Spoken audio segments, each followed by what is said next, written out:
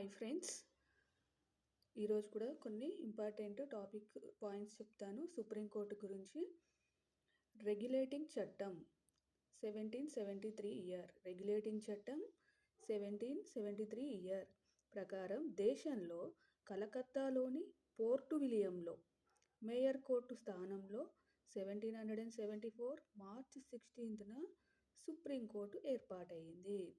ఏ చట్టం ప్రకారం? రెగ్యులేటింగ్ చట్టం 1773 ప్రకారం. ఎక్కడ ఏర్పడింది? కలకత్తాలోని పోర్టు విలియంలో మేయర్ కోర్టు స్థానంలో ఏం ఏర్పడింది? మేయర్ కోర్టు స్థానంలో సుప్రీంకోర్టు ఏర్పాటయ్యింది. ఏ ఇయర్లో? 1774 మార్చ్ 16.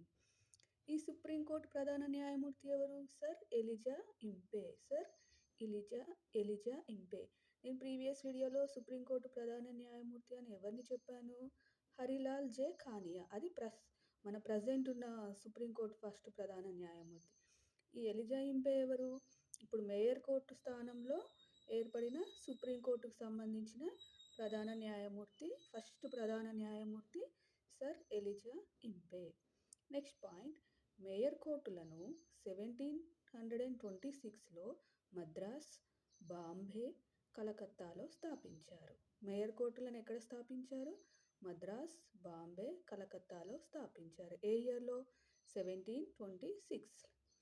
అలాగే నెక్స్ట్ పాయింట్, ఈ సుప్రీంకోర్టు 1935 భారత ప్రభుత్వ చట్ట ప్రకారం ఢిల్లీకి మార్చబడి ఫెడరల్ కోర్టుగా ఆవిర్భవించింది. ఈ సుప్రీంకోర్టు ఏ చట్టం ప్రకారం ఢిల్లీకి మార్చబడింది? 1935 భారత ప్రభుత్వ చట్టం ప్రకారము ఈ సుప్రీంకోర్టు ఢిల్లీకి మార్చబడింది. అప్పుడు దేనిలాగా ఆవిర్భవించింది? ఢిల్లీలో ఈ సుప్రీంకోర్టు ఫెడరల్ కోర్టుగా ఆవిర్భవించింది. నెక్స్ట్ పాయింట్, ఈ ఫెడరల్ కోర్టులోని తీర్పులు అంతిమం కాదు. ఇది అంతిమ తీర్పు కాదు. ఈ ఫెడరల్ కోర్టులో అసంతృప్తిగా ఉన్నవారు ఇంగ్లాండ్లోని ప్రివీ కోర్టుకు అప్పీలు చేసుకోవాలి. అంటే మనకు ఒకవేళ వాళ్ళ తీర్పు నచ్చకుంటే మనం ఇంగ్లాండ్లోని ప్రివీ కోర్టుకి అప్పీలు చేసుకోవాలి. ఇప్పటిది కాదండి, అది చాలా బ్రిటిష్ వాళ్ళు ఉన్న టైంలో ఇది. నెక్స్ట్ పాయింట్, ఈ ఫెడరల్ కోర్టు స్థానంలోనే ప్రజెంట్ సుప్రీంకోర్టు 1950లో ఏర్పాటయ్యింది.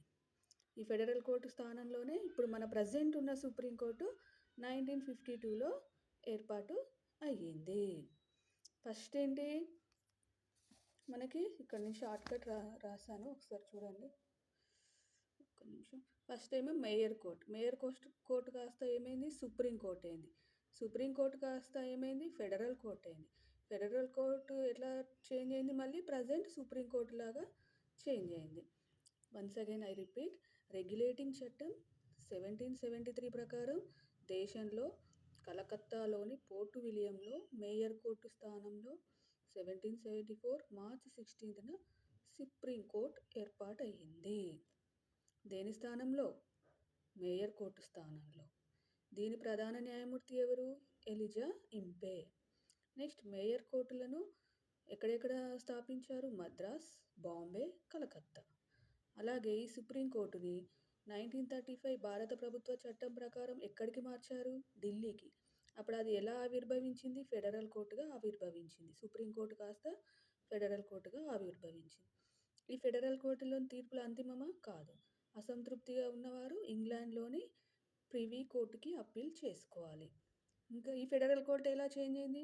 ఈ ఫెడరల్ కోర్టు స్థానంలోనే ప్రజెంట్ ఉన్న సుప్రీంకోర్టు, మన ఇప్పుడున్న సుప్రీంకోర్టు 1950లో ఏర్పాటయ్యింది. ఫస్ట్ మేయర్ కోర్టు స్థానంలో సుప్రీంకోర్టు స్థానంలో ఫెడరల్ కోర్టు స్థానంలో ప్రజెంట్ సుప్రీంకోర్టు ఆవిర్భవించింది.